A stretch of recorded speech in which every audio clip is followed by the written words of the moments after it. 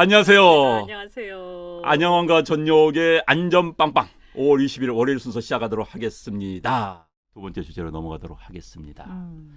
자, 실업 참사의 고용을 자화자찬한 청와대의 맨정신인지 이야기 나눠보도록 하겠습니다. 네. 자, 어제 이 기사는 보셨죠? 지금 네. 청와대의 이른바 일자리 수석인가요? 네. 정태호. 네. 정태호 뭐 저도 아는 사람입니다만은.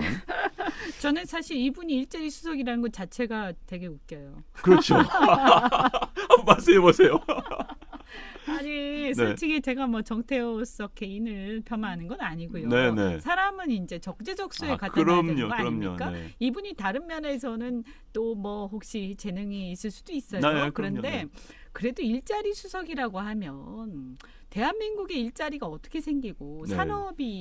산업 상황이 어떻게 돼가고 그렇죠. 이런 것들을 좀 아는 사람이 그 자리에 가야 되는데요.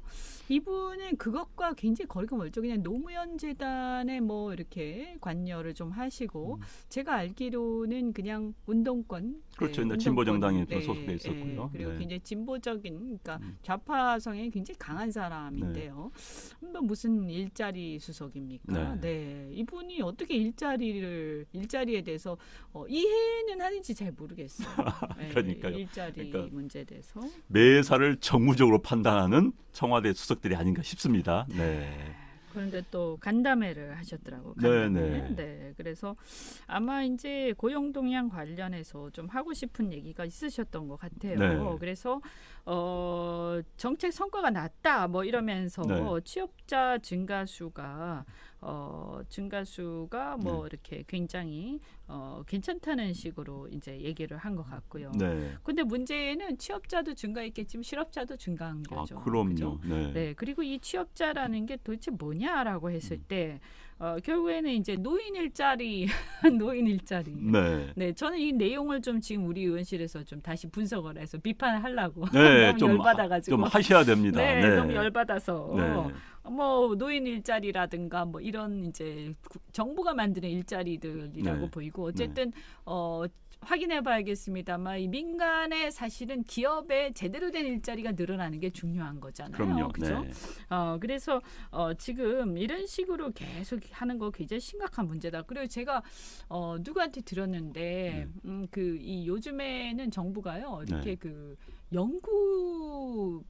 연구비를 이렇게 줄 때도 그 연구하는 교수가 일자리를 갖다가 얼마를 만드느냐, 얼마나 이런 거를 보고 준다는 거예요. 그래서 너무 웃기는 게 네. 연구는 연구를 열심히 할 때 그럼요, 주는 네. 거지. 그럼 기초과학 하는 뭐 연구원들 하나도 못 받겠네요. 그러면은. 네. 그러니까 말이에요. 그래가지고 아주 지금 뭐 교수들이 막 난리다 이런 네. 얘기도 들었고, 그리고 뭐 이렇게 얘기를 하는데 무슨 취업자 증가수 뭐 이렇게 하면서 뭐 이렇게 4차 산업혁명 정책의 결과다라고 하면서 네. 취업자 수 증가가 신산업 신기술 분야와 사회서비스 분야 이 두 분야가 쌍두마차를 끌고 가고 있다 이렇게 얘기를 했어요. 네. 그 사회서비스 분야는 당연히 이제 지금 이번에 엄청나게 지금 공무원을 늘렸잖아요. 네. 공무원이라든가 뭐 복지를 많이 늘렸으니까 그럼요. 네. 그걸 관리하는 사람이 느는 거 아니겠습니까? 그다음 노인들 일당 주는 일자리도 늘어났지 않습니까? 엄청 늘어났죠. 그러니까요. 네.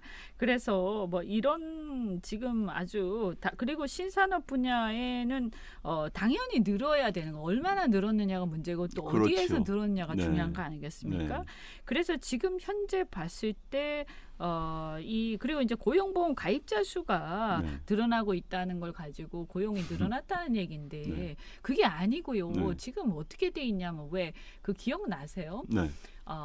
그 최저임금 준다고 그러면서 최저임금 주라고 그러니까 자영업자들 너무 힘들다고 그러니까 일자리 안정자금이라고 그래가지고 그렇죠. 보험을 들어야 그 안정자금 주겠다 이렇게 네. 조건을 걸었잖아요. 그러다 보니까 최저임금 못 맞추는 사람들이 네. 그거 타려고 지금 고용보험 많이 드는 거예요. 네, 작은 네, 회사들이나 자영업자들이요.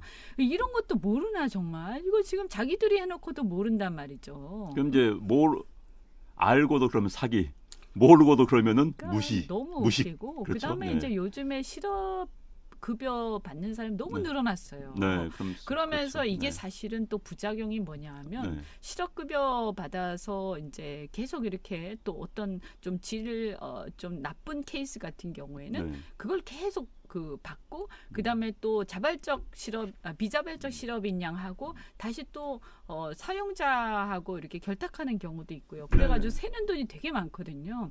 근데 그런 것들이 사실은 또 많이 알려져 가지고 또 그것을 악용하는 사람들이 많아진 걸로 네. 알고 있어요. 그러다 보니까 이러나 저러나 어쨌든 그 고용보험을 많이 가입을 하게 되고 네.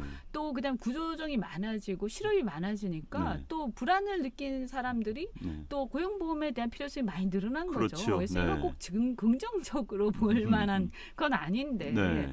그래서 경제라는 게 우리가 무슨 단편적으로 볼 수는 없는 거잖아요. 그럼요. 네. 굉장히 다방면으로 다 연결이 돼 있단 말이에요. 네. 그래서 이분이 이렇게 말하는 걸 보면서 제가 야, 어떻게 이 복잡한 일자리 문제를 이렇게 간단하게 정리할 수가 네. 있을까? 응?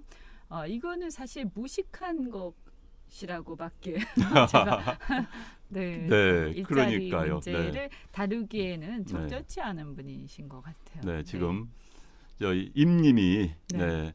뻔뻔함과 무식 사이 시간이 갈수록 무식으로 가는 것처럼 보입니다. 이렇게 해주셨네요. 네. 특히 이제 청년들이 열받아 하는 것이 청년 네. 세대의 고용률과 실업률도 개선이 되고 있다라고 이야기를 했어요. 개선된 게 뭡니까? 지금 청년들 정말 열받아서 더 열받아 있는데 게다가 뭐 상용직 증가 수가 30만 40만이다. 그런데요. 옛날 박근혜 대통령 시절 2012년부터 2015년 사이에는 3, 40만이 아니라 45만 명씩 늘어났었어요. 네, 맞아요. 네. 사실은 예전에 비하면 그렇게 늘어난 게 아니라고 그렇죠. 그러더라고요. 네네. 네, 네. 그리고 자꾸 이제 작년과 이 사람들이 비교를 해요. 음. 작년 대비 늘어났다. 작년에 얼마나 죽을 썼으면은 네. 작년에 사실 2008년에 한 분기에 정부 목표는 32만 명이었다고 그래요. 그런데 이게 3분의 1인 9만 7천 명밖에 일자 안 생긴 겁니다.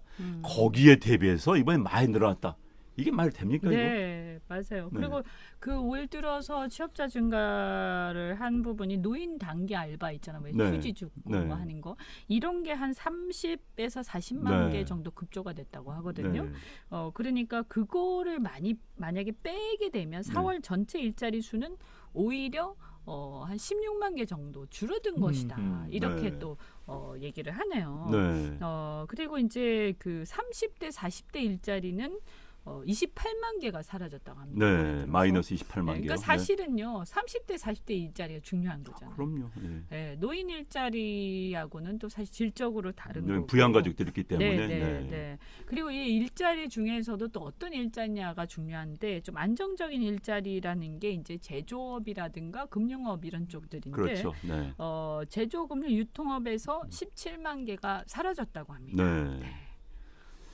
참 이런 수치가 뻔히 보이는데도 그러니까 이제 보고 싶은 대로 듣고 싶은데 해석을 한 거겠죠. 네. 자기를 나름대로. 그리고 보고 싶은 것만 보고 듣고 싶은 것만 듣는 마이 동풍이라고 그럽니다. 이런 경우를. 네. 그런데 지금 이게 이제 우리의 정책을 하다 보면요. 네. 그런 거 있지 않습니까? 일단 최악의 상황을 설정, 그걸 대비하는 게 정책 당국자의 책임 있는 자세인데 이 사람들은 전혀 그런 게 없는 것 같아요. 그러니까 가장 좋은 것만 보고 가장 좋은 것을 바탕으로 정책을 한다. 그럼 그 조직은 어떻게 됩니까? 네. 그러니까 네. 제가 볼 때는요. 네.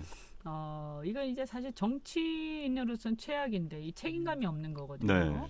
어떤 상황에 대해서 이렇게 자기의 희망이 있잖아요. 희망. 네. 근데 그 희망에 대해서 그 희망을 이제 현실로 이제 착각을 자꾸 하는 거죠. 그러다 그렇죠. 보면 이제 네. 합리화를 네. 하게 되는데 이런 거를 이제 전문 용어로 뭐라고 하냐면 인지 부조화라고 합니다. 네, 맞습니다. 네. 네. 인지 부조화에 걸리신 네, 분들이 네. 많습니다. 네, 저는 중증이라고 봅니다. 네, 특히 청와대예요. 네. 여당에. 네.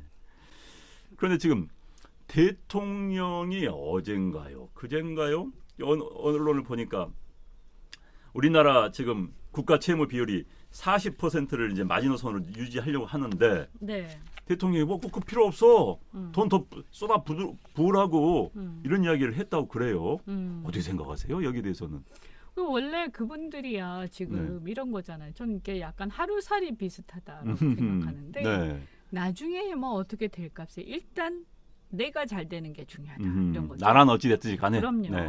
그리고 나라는 잘 안 돼도 네. 어차피 안 되면 안 될수록 오히려 복지에 기대는 의존하는 사람들이 많아지는 거잖아요. 그럴 수 있죠. 그리고 네. 자꾸 그렇게 복지를 막 퍼져서 네. 포퓰리즘을 막 해서 사람들을 거기에 중독되게 하는 거죠. 이제 네. 벗어날 수 없게. 네. 네. 네. 그러면 어떻게 돼요? 오히려 복지를 얘기하는 자기들이 장기 집권할 가능성이 있는 거죠. 네.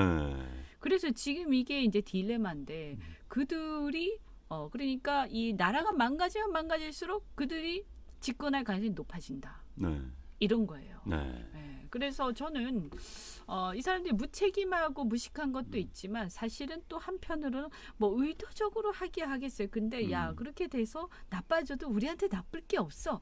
이런 생각을 좀 갖고 있는 것 같아요. 네. 믿지와 번전이다. 네. 아니 네. 그럼 뭐 그래서 우리가 장기 집권할 수 있다. 오히려. 그러니까 이거는 이렇게 재정을 마구잡이로 재정 적자를 확대해서 네. 국가 부채를 확대해서 그래서 그걸 가지고 복지 포퓰리즘에 막 쓰는 그것은 자기들 입장에서 보면 투자인 거죠. 투자.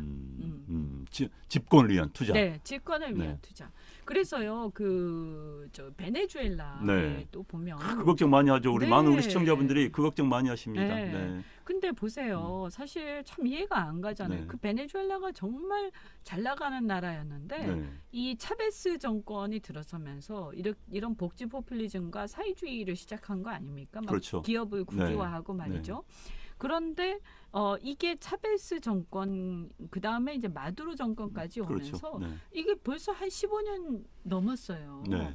그리고 지금 마두로 정권이 이번에 사실 위기에 처했었는데 다시 회복한 거 아닙니까? 그렇죠. 지지를 네. 받았잖아요. 네. 다시. 네. 그러니까 이게 이해가 안 되는 거죠. 이 나라 국민들은 뭐 하는 사람들이냐 도대체. 네. 이렇게 망해가는데도 계속 그 정권을 지지를 하다니. 네. 물론 다는 아니겠지만. 그렇죠. 우리는 이해할 수가 없는 네. 거죠, 사실. 네. 근데 바로 그런 거예요. 네. 거기 보면요. 한 몇백만 명의 자산가들이라든가 기업가들이 다 나라를 떠났거든요. 그렇죠. 그러니까 이제 네. 남은 사람들은 희망이 없는 거죠. 그러다 보면 이 사람들은 이제 그나마 그 복지 포퓰리즘에라도 의존해가지고 먹고 살아야지. 네. 뭐 별 희망도 없고 이렇기 때문에 그냥 다 포기하는 거죠. 괜히 뭐 이렇게 지금 우리한테 말이야. 네. 어떤 막 경쟁해라. 뭐 이렇게 다시 뭔가 창업해라. 뭔가 혁신하자. 이런 피곤한 얘기 하지 마. 사실 그런 게 좀 있는 거예요. 네. 응? 네, 지금 꼴통형 문재인님께서 이현주 의원님 좋아합니다. 화이팅입니다라고 하시면서 후원해 주셨습니다. 감사합니다. 네, 네. 고맙습니다. 제가 네. 고맙다고 얘기해야 꼴통형 되나요? 네. 본인 아이디가 꼴통형 문재인이십니다. 네, 문재인 대통령 좋아하시나 봐요. 네, 아주 농담이었습니다. 네. 그러니까 진짜 어쨌든 저는 그래서 이 마두로 정권이 이렇게 되는 거를 이렇게 몰락하지 않고 계속 가는 걸 보면서 우리나라도 이제 그러잖아요. 네. 이렇게 그 사람들이 야 쫄딱 망해야 정신 차려 이렇게 얘기하잖아요. 네. 근데 그렇지 않아요. 쫄딱 망하고 나면요 네. 오히려 이 복지 포퓰리즘에 중독될 수 있어요. 그러니까 아직까지 중산층이 좀 살아 있고, 네, 그럼요. 그 다음에 사람들이 그래도 뭔가 해보려고 할 때, 그때 더 늦기 전에 빨리 정권을 바꿔야 된다 이런 얘기죠. 그래서 우리 지난 방송 이야기했었습니다만 이제 전역 작가님께서 뭐 주위 사람들 만나면은 이제 해외 이민 가겠다는 사람들이 굉장히 많아요. 정권 실세하고 그 이야기를 했던 정권 실세가 그런 이야기를 하더랍니다. 갈 사람 떠나버리면 좋지 뭘. 갈 사람 떠나버리면 좋지 뭘. 근데 그 가겠다는 분들이 되게 이제 우리 사회에서는 중산층 이상 분들이거든요. 자산이 있고 기술이 있고 이런 분들이에요. 네. 그분들이 다 떠나버리면 베네수엘라 꼴이 나는 것이죠. 가서도 안 되지만요. 또 그걸 부추기는 참 깝깝합니다. 그러니까 우리가요. 저는 우리 아이들, 우리 네. 후손들을 생각해야 된다고 그럼요. 생각해요. 네. 그래서 우리 미래 우리야 뭐 사실은 만약에 그렇게 해서 안 되면 뭐 복지로 의존해서 살 수 네, 있지 이렇게 그렇죠. 생각할지 모르지만 사실 아이들이 얼마나 희망이 없는 나라에서 살겠습니까? 네, 네. 우리보다 더 네. 못 사는 나라에서 살 수도 있고요. 네. 사실 나라가 너무 못 살면요 이민 가서도 대접을 못 받아요. 그럼요. 네, 굉장히 여기가 정말 차별 많이 받습니다. 국가 이상이 개인의 이상이 돼버리는 겁니다. 네. 그런데요, 이 문재인 대통령이 한 4년 전에 본인이 야당 대표 시절에는 박근혜 정부에 대해서 공격을 이렇게 했어요. 그 국가 채무 비율 40%를 어기려고 하는 박근혜 정부 나쁜 사람이다 이렇게 이야기했습니다. 그랬군요. 네. 4년 전에는요. 참, 네. 그 뭐. 확인 안 해봤나 보죠 이번에 얘기할 때. 한번 확인해야 되는데. 그러니까요. 네. 그러니까 이제 아마도 네. 차문이 써주고 뭐 했겠지요. 그런데 이제 네. 그럼 기억이 안 났나 보네. 그런 말에 대해서는 본인이 책임져야 되는 거예요. 그렇지 않습니까? 특히 이건 그냥 수치에 관한 문제, 네. 국가 경제에 관한 문제이기 때문에 정무적으로 이야기한 거는 차원이 다른 문제 아니겠습니까? 그러니까. 네. 참 안타깝네. 네, 안타깝습니다. 네, 말 다르고 참 여기도 내로남불입니까 모르겠습니다만은 자, 실업 참사에 고용 자화자찬. 그리고 문재인 대통령 대한민국 경제 고수적인 틀을 잘 가고 있다고 항상 자찬하고 계십니다. 국민들은 이 말에 죽어나고 있습니다. 네.